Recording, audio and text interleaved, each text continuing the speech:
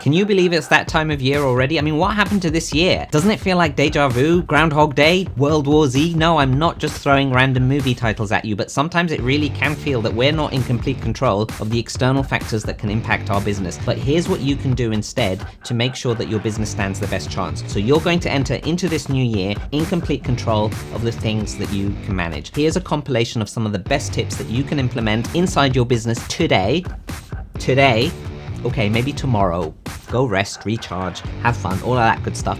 But then in the new year, come back and have a look at these, because these are tried and tested rules, tips, frameworks, whatever you want to call them. They're there to help you build a solid foundation on how to grow your business and then sustain that growth. Are you ready? Let's go. Hit it.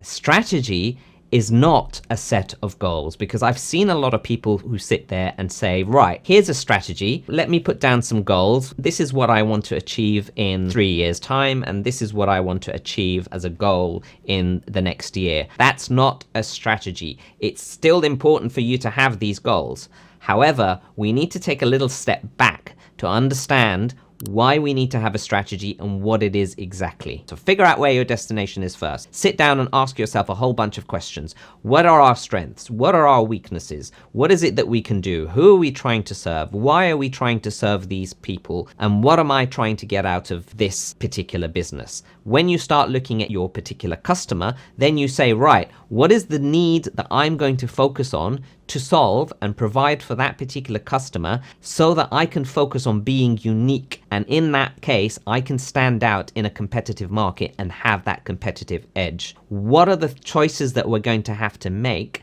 to do that? And what are the choices that we're going to have to say no to so that we don't do that? You're going to have to make a list of yeses of things that you're going to do, but also equally important, you're going to have to make a list of no's of the things that you're absolutely not going to do, because that's not going to get you to your destination. It probably breaks down to about 3 steps. And the first step is really trying to diagnose the challenge. And that real problem in your business can actually be you. It might be, actually, I need to remove myself from the business and I need to find a way to actually get in other people so that they can get me to that destination. So once we've got our diagnosis, the next step is quite literally, what is the approach? What is the game plan that we are going to take so that we can overcome this problem that we've just diagnosed? What functions are you going to need to have in the business? What people are you going to need to have in the business? Are you going to need to remove yourself? Are we going to need to be competitive? Are we going to need to start doing some market research? Are we going to need to introduce new products? And then the third step is putting down a set of actions to address and actually try and navigate you towards your destination. And that's where the goals come in. But it needs to be within an overall strategic framework that you have put down for your business, and you've said, this is where I'm going. These are the particular problems that are in my way at the moment, and this is how I'm going to actually put down a framework and a structure that's going to address these problems, and these are the set of actions that I'm going to take place in order to get me to where I want to go. And that's having a proper strategy inside your business. It's really, really important, and I cannot stress enough how important it is to be able to have a strategy inside your business.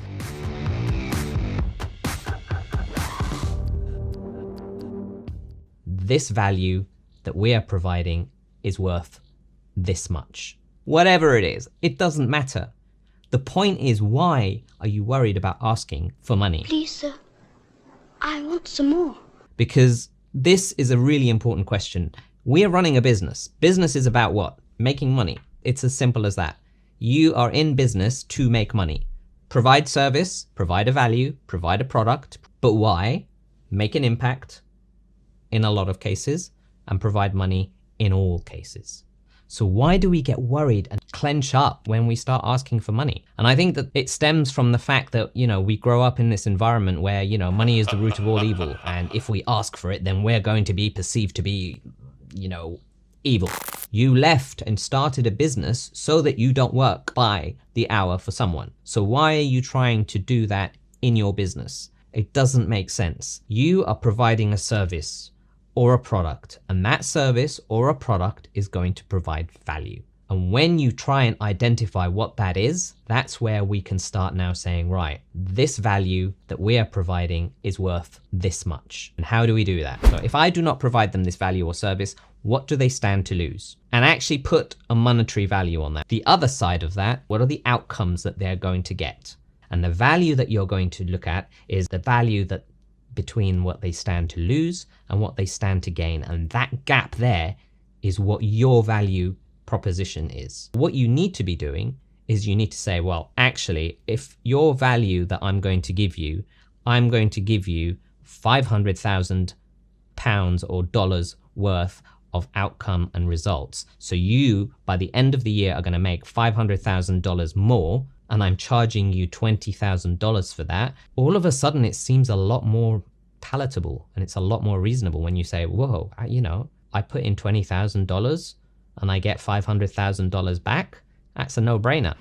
One of the things you need to do is when you're picking your target market, you need to try and identify, if I provide them this solution, are they able to pay me the amount that I want to charge so that I can position myself in the marketplace at that particular point where it shows that I am a premium brand and I am someone who's providing a lot of expertise. Because remember, you don't charge by the hour because you're charging by the years of experience that you've had. And these are things that over time you'll begin to get more comfortable with. The more you ask for, the more people psychologically will be thinking that, hang on a minute, this is more value. This must be much better. So all of what we've been really talking about boils down to just a few things really. You've got your cost at one side of the spectrum, which is how much it's costing you to provide the product or service. And on the other side of the spectrum, you've got how much is this thing worth to your potential target market.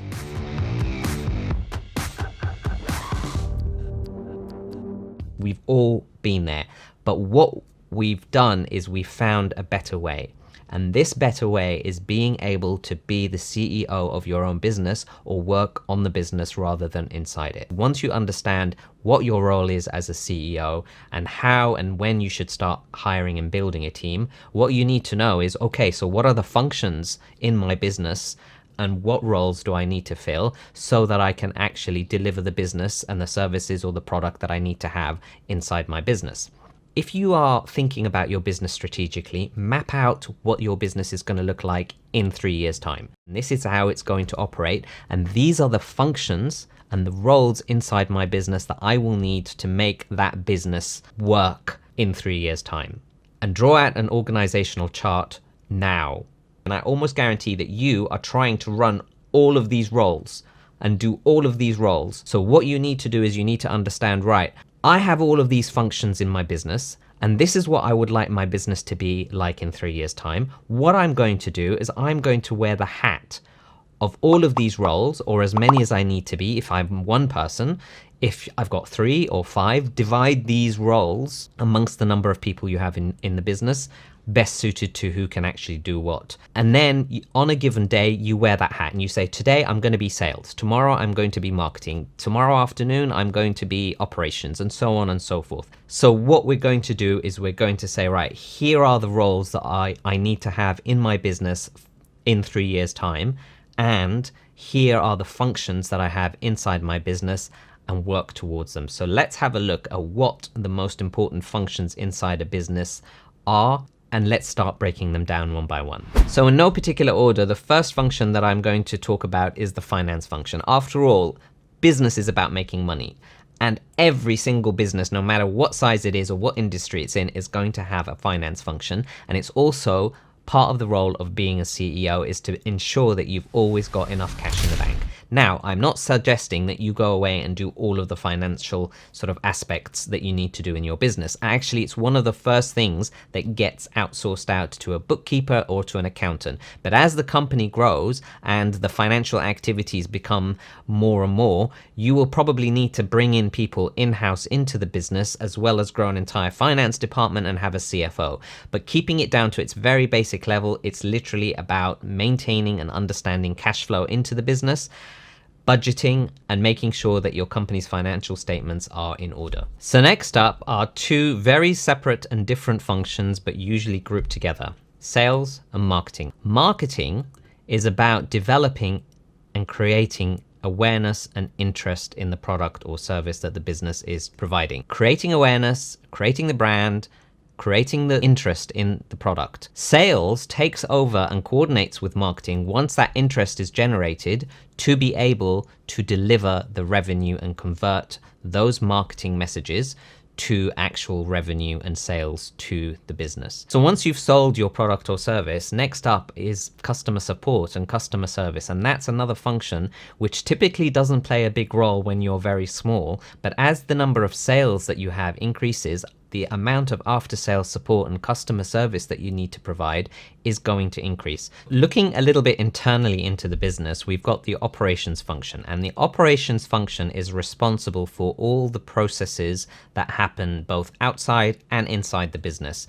And that's why, as a business grows, you're going to have the CEO, who is the person who's laying down the strategy and the vision, and you've got the COO, who's the Chief Operating Officer, who makes sure that all the operations within the business are working like clockwork. So another very important function in any business is the admin/management side of things. It's really important to get the right people to do the right roles, because what you're going to find incredibly boring, you will find someone else out there who will find incredibly exciting, and vice versa. So another type of function that you'll find in your business is the IT function, and that, depending on the type of business that you're running, will be very small or incredibly takes over the major operations of your business. So this type of function is typically in a small business completely outsourced, and that's the legal function, but it is a really, really important function to be on top of in your business so that you do not trip up and do not get caught out.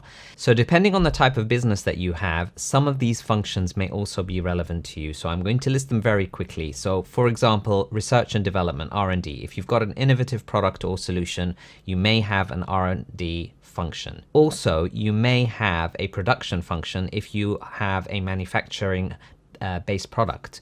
Similarly, you might have a distribution function where you're distributing and you've got distribution channels for the product or service that you are actually providing. So here's one that not a lot of people talk about, and that's the purchasing function. As your business grows, and depending on what type of business it is, these are going to be equipment, supplies, IT, software, and so on and so forth. And if it's a product, it might be raw materials, so on and so forth. The purchasing function is going to get larger and larger, and it's going to get out of control if you just try and keep it in your control. So the idea behind this, and actually the idea behind all of what I've been saying, is once you identify all of the functions that you are operating in your business, within your business, map out this organizational structure, put yourself at the top, and then put down the admin, and then the operations, and then the sales and the marketing, and so on and so forth, and draw out this organizational structure of what it would look like for your business in 3 years' time. And understand that all of these functions are not you. And if they are just you at the moment, then congratulations, you are Superman and you are Superwoman. But if you carry on like that, like I've mentioned before, you will burn out. So the idea behind it is, once you begin to understand that these are other functions that are not your responsibility, because your responsibility as a CEO is to put down the strategy, communicate the strategy, build your team, so on and so forth. Make sure there's enough cash in the bank, as we mentioned in this video here, which is how to run your business like a CEO, part 1. So once we understand that that's your role, all of these other functions are not your role, and they need to be given to the right people as soon as is practically possible and when it makes business sense. And that is how you start growing and building your business like a CEO, and you begin to understand that actually you do not need to do absolutely everything inside the business. In fact, you should not be doing that.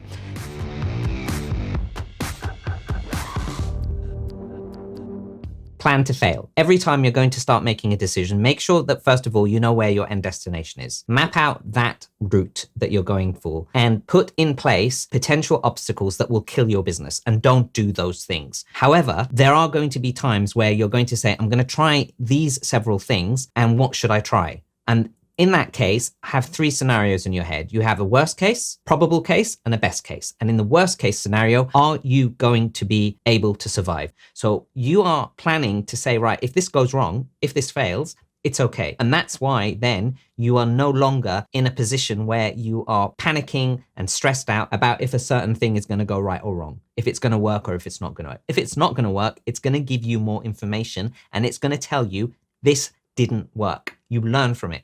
You take it in and you say, right, that doesn't work for this market. So what you need to be doing is continually testing. And that's what the best businesses do, is continually testing and adapting to the environment, to the dynamic market environment that's happening and seeing what combination of things works at a given time. And if that is integrated and planned into your business, then you're not going to be sitting there asking the question, do I need to pivot or not? Because part of your process and part of your strategy is to continually test, is to continually measure, is to continually have that feedback to know, is this working or is it not? And if I don't do this, what else do I need to do?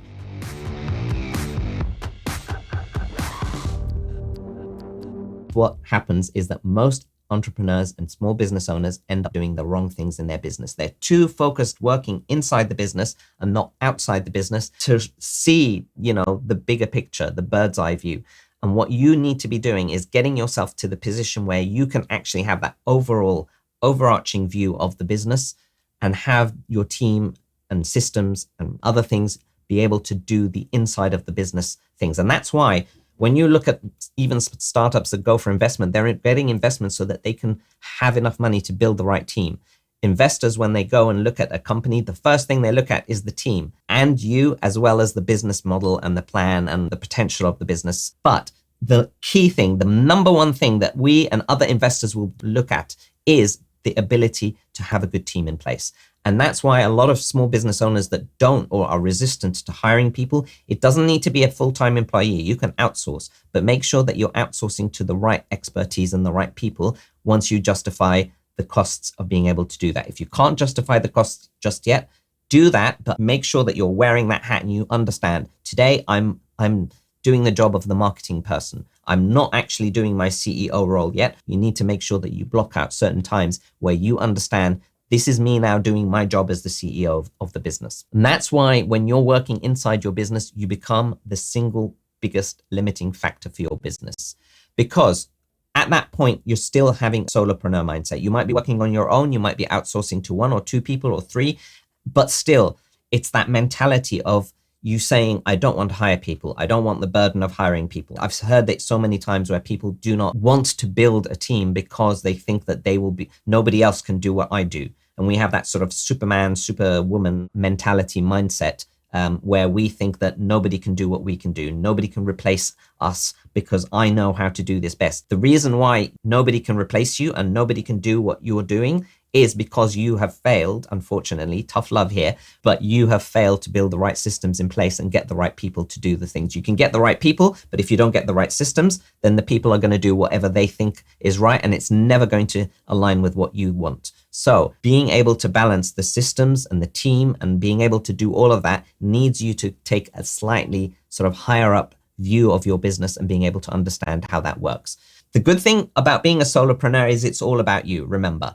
But this is also the problem here.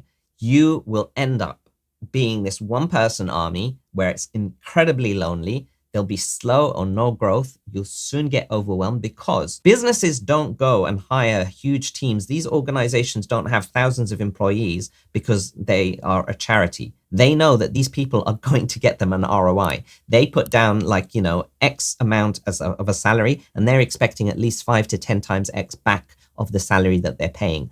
Businesses are not charities, and you can see that the ones that grow are the ones that hire teams and the ones that build teams. Otherwise, you're not going to be able to grow. You're going to be overwhelmed because you're doing the job of 5 to 10 people at that size business, and you've got insufficient resources, and then you end up burning out, unfortunately. And that's not what I want for you.